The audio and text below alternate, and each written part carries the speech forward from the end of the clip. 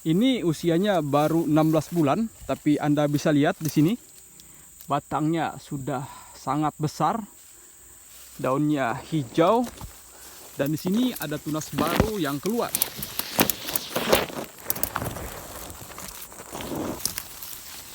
Sangat cantik. Ini adalah varietas PPKS Simalungun.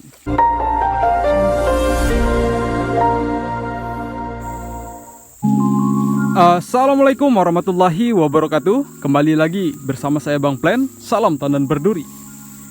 Pada kali ini saya ingin membagikan tips penting agar tanaman sawit kita setelah dipupuk bisa tumbuh subur. Karena jika Anda rasa pemupukan kimia itu cukup, Anda salah. Karena sebagian besar pupuk yang kita berikan itu ada yang mampu diserap oleh tanaman sawit dan ada juga yang menguap. Alangkah sayang jika kita melakukan pemupukan dengan kos yang lumayan besar tapi hasilnya tidak maksimal, teman-teman. Nah, tips yang saya lakukan pada kali ini agar tanaman sawit kita bisa diserap. Nah, hal yang terpenting sebelum kita melakukan pemupukan agar pemupukan bisa diserap maksimal oleh tanaman sawit, yang pertama harus kita lakukan pemberian. Nah, ini adalah kapur dolomit. Kapur dolomit ini banyak dianggap sepele oleh para petani sawit karena banyak yang menyatakan tidak ada reaksinya, tidak ada manfaatnya. Jadi mereka menganggap sepele keberadaan dari kapur dolomit. Padahal kapur dolomit ini, kawan-kawan, mempunyai peran penting bukan terhadap tanaman sawit, melainkan menetralisir keberadaan racun dan zat asam di dalam tanah. Nah, meskipun tanah terlihat subur seperti ini, seiring dengan berjalannya waktu, ketika kita melakukan penyemprotan dengan herbisida kimia dan juga pemupukan kimia, kondisi tanah itu cenderung akan mengalami peningkatan keasaman.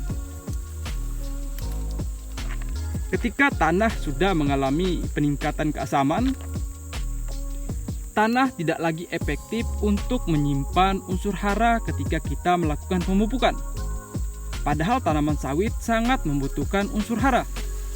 Jadi alangkah sia-sianya kita melakukan pemupukan pada tanaman sawit kita, tapi pupuk tersebut tidak mampu diserap secara maksimal. Jadi tidak heran jika beberapa petani mengeluh tanaman sawitnya sudah dipupuk, akan tetapi tanaman sawitnya tetap tidak subur. Peran dari pupuk dolomit ini yang pertama adalah menetralisir kondisi keasaman tanah. Apabila tanah sudah mengalami netral atau berada di pH standar. Nah, sebelumnya seperti yang saya katakan, tanaman sawit ini adalah tanaman yang hanya mampu tumbuh subur dikala pH berada 6,5 sampai dengan 7. Jika berada di bawahnya, tanaman sawit tidak akan tumbuh subur. Jika berada di atasnya, juga tidak mampu tumbuh subur. Jadi untuk memastikan pH-nya itu berada di standar, yaitu 6,5 sampai 7, pertama-tama kita harus melakukan pemberian pupuk dolomit, teman-teman. Kita taburkan saja.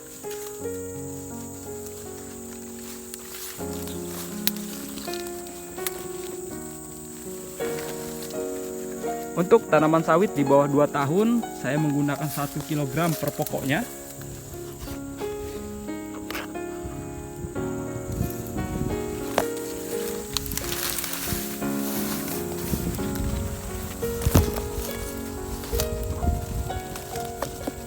Kita taburkan merata.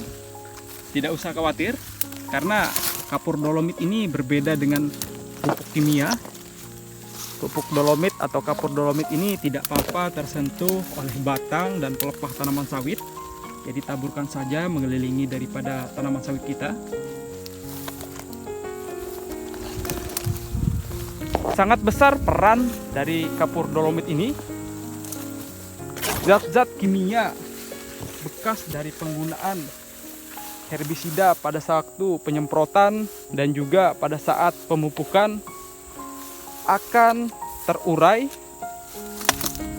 Nah, karena keberadaan zat-zat kimia tersebut akan membuat tanaman sawit kita tidak mampu menyerap kadar hara yang kita berikan pada pupuk kimia, kawan-kawan. Jadi apabila kita melakukan pemupukan, padahal tanah itu kondisinya tidak normal, maka kita akan mengalami kerugian.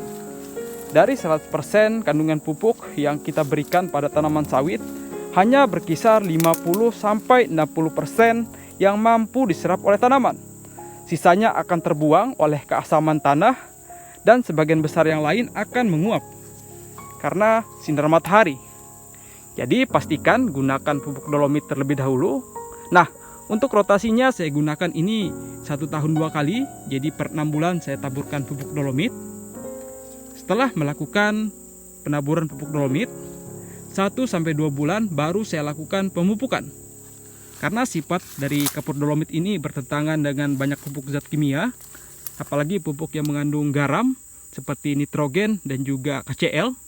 Jadi pastikan sebelum melakukan pemupukan, kita terlebih dahulu memastikan kapur dolomit ini sudah terurai secara maksimal dan sempurna.